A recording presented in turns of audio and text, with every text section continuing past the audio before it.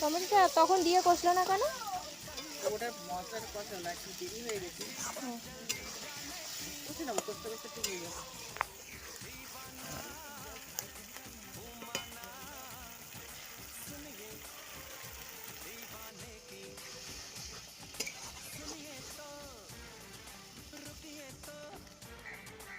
ঝোলটা দেখো টকবক টকবক করে ফুটছে, মনে হচ্ছে কখন রান্নাটা হবে আর ভাতটা খাবো। বন্ধুরা, এখন পিসুমনি রান্না করছে চটা বেলে মাছ, চটা বেলে মাছের কালিয়া। তো তোমরা কারা কারা চটা বেলে মাছ খেতে ভালোবাসো অবশ্যই কিন্তু বলো। আমাদের বাড়ি কিন্তু মোটামুটি সবাই চটা বেলে মাছ খুবই ভালোবাসে।